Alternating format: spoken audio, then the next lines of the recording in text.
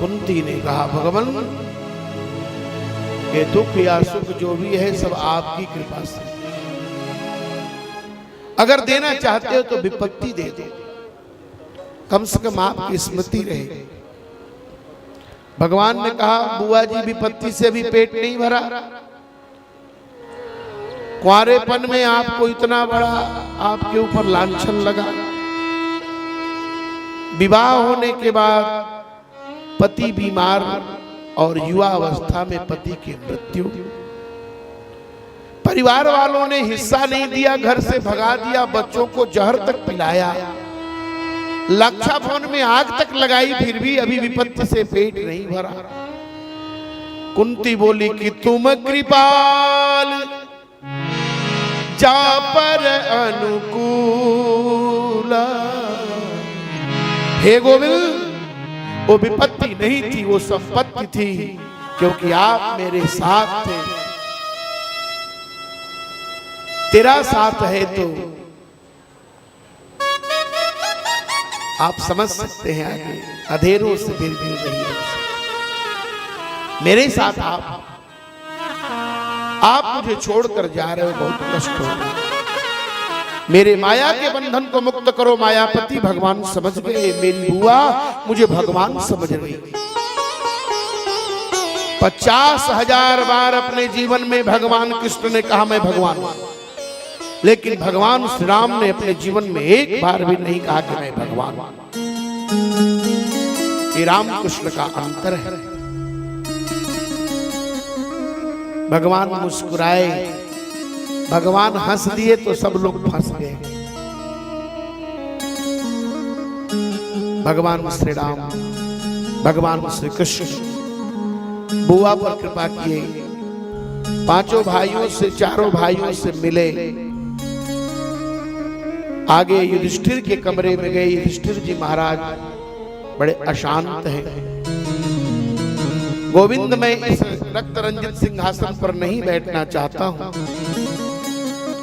भगवान ने सोचा हमारी उम्र इनसे कम है, मैं इनको कैसे समझाऊं। तब भगवान कृष्ण ने सोचा इनके वंश के सबसे वृद्ध व्यक्ति अभी भीष्म हैं। भीष्म के दर्शन से भीष्म का दर्शन भी होगा, भीष्म को दर्शन भी मिलेगा, और भीष्म इनको बात कहेंगे तो बात समझ में आएगी।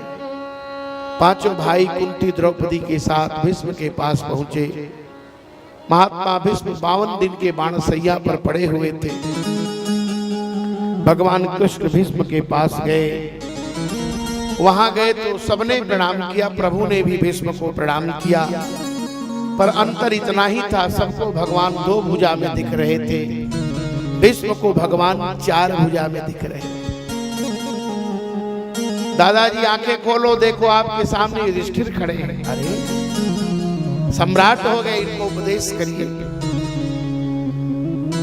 नीति की बात जब करने लगे, द्रौपदी बोली दादाजी उस दिन आपकी बुद्धि कहां गई थी, जिस दिन में भरी सभा में विलज्जित हो रही थी। भीष्म ने सिर झुकाया, आंखें नम हो गई। बोले बेटी मैं क्या करूं, मैंने एक पापी का अन्न खाया था जिससे मेरी बुद्धि बिगड़ गई। आज सारा खून निकल गया बाहर, मैं अब पवित्र हो गया। भगवान एक बात सुनो गोविंद,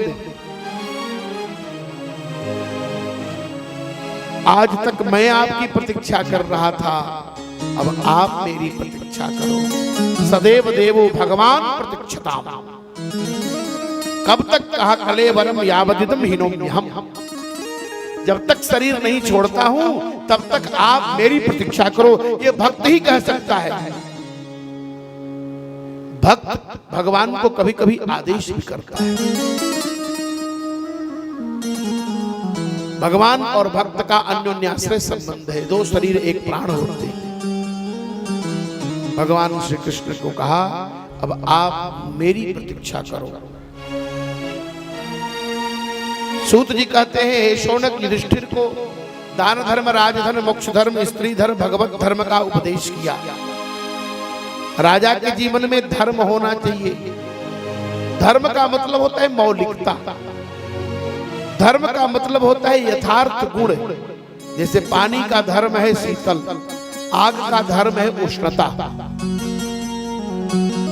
तो जिसका मौलिक यथार्थ जो गुण है उसी का नाम है धर्म। जिसको धारण किया जाए उसे धर्म नहीं कहते हैं, जो धारण करे उसको धर्म कहते हैं। धारणा धर्म नहीं, आगे वाली पंक्ति तो लोग पढ़ते नहीं, आगे दूसरी बात है। जिसको धारण किया जाए वह धर्म नहीं है। क्या धारण? कुर्ता धारण करेंगे, जूता धारण करेंगे, पैंट धारण करेंगे, वो धर्म हो जाएगा? नहीं नहीं, जो हमको धारण करे उसका नाम धर्म है। बस समझ में आ रही है ना? अब कभी धर्म पर प्रवचन करूंगा तो सुनाऊंगा। अभी केवल कथा सुना रहा हूं, शुद्ध कथा। उत्तरायण का समय आ गया। उत्तरायण का मतलब उत्तरायः अयने अवस्थितः उत्तरायण। जो उत्तरा के उदर में भगवान जैसे दिख रहे थे वैसे भीष्म को दिखने लगे। अद्भुत रूप का दर्शन किया।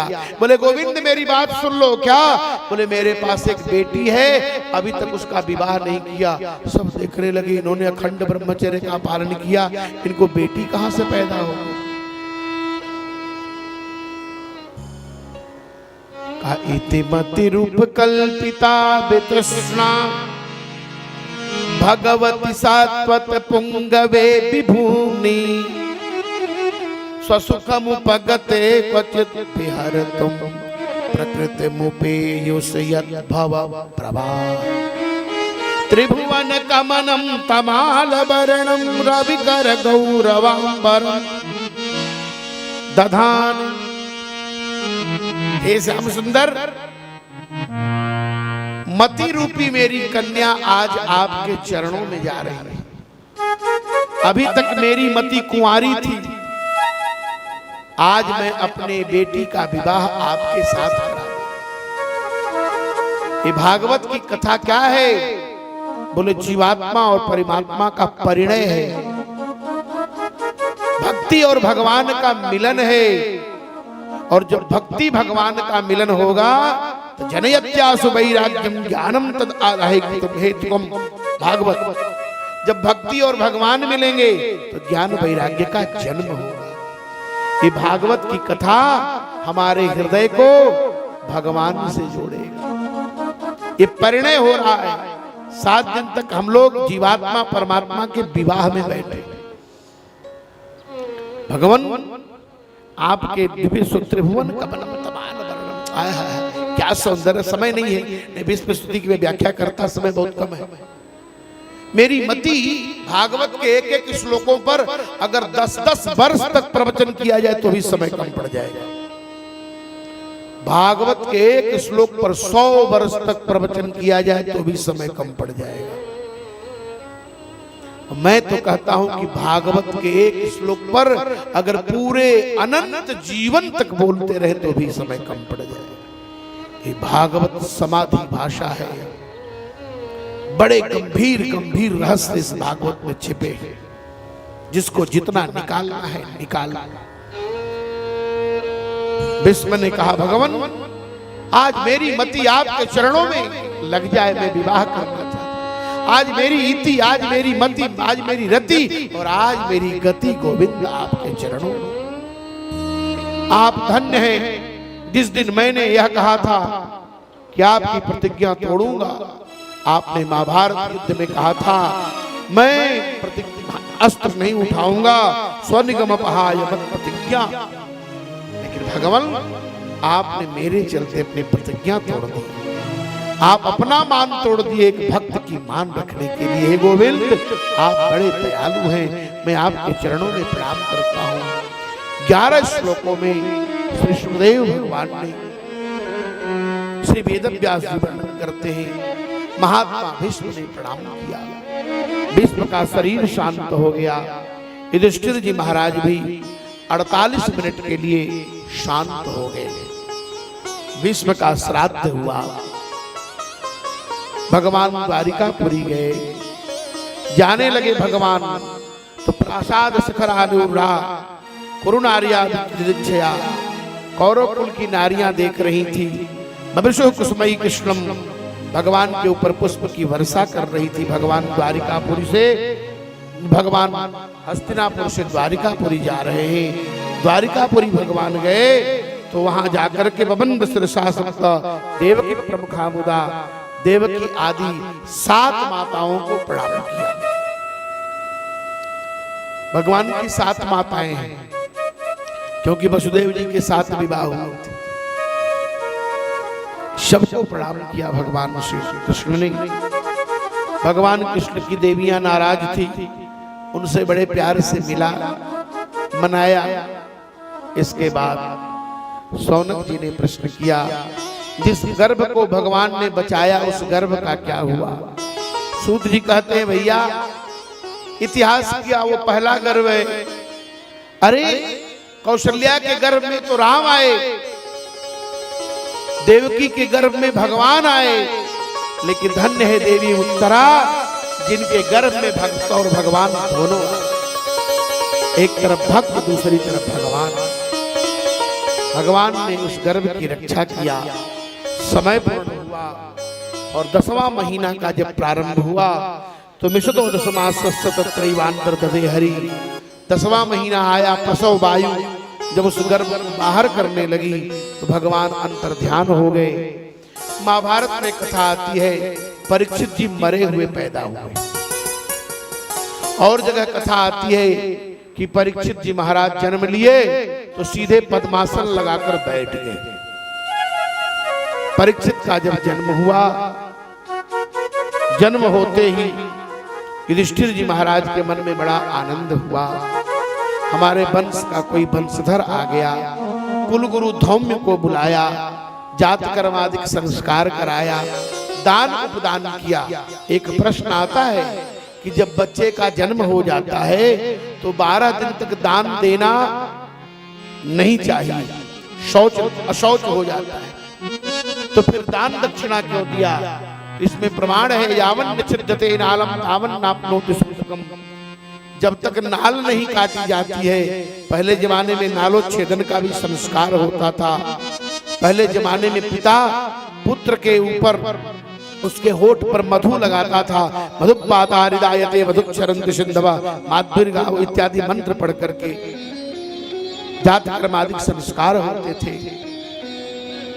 ब्राह्मणों ने कहा यह बालक गर्भ में मर चुका था, विष्णु भगवान ने इसकी रक्षा किया है, इसका नाम विष्णु रात होगा। महाराज ये जो बालक है आपका, ये रंतदेव की तरह उदार होगा, ब्राह्मणों पर बड़ा कृपा करने वाला ब्राह्मण भक्त होगा, अग्नि की तरह दुर्धर्ष होगा और अर्जुन की तरह धनुर्धर होगा, रंतदेव की तरह उदार होगा, हरिश्चंद्र की तरह सत्यनिष्ठ होगा, राम की तरह सत्यव्रती होगा। बहुत कुछ ब्राह्मणों ने कहा और कहते कहते यह भी कह गए कि तक्षकाद आत्मनो मृत्यु मृत्यु, सर्पदंश से इसकी मृत्यु होगी। बालक सर्पदंश से मरेगा, लेकिन इसके जीवन में एक संत का आगमन होगा। आपके वंश का विनाश हो चुका था, पर ये वंश का विस्तार करने के लिए आया है। इस बालक की गर्भ में परीक्षा हो चुकी है, इसलिए इसका नाम परीक्षित होगा। परीक्षित जी महाराज का नामकरण हुआ। ब्राह्मण लोगों ने उनका फलादेश किया, चले गए। इधर भगवान द्वारिकाधीश पुनः आए। भगवान द्वारिकाधीश आए, जन्म की बधाई दिए।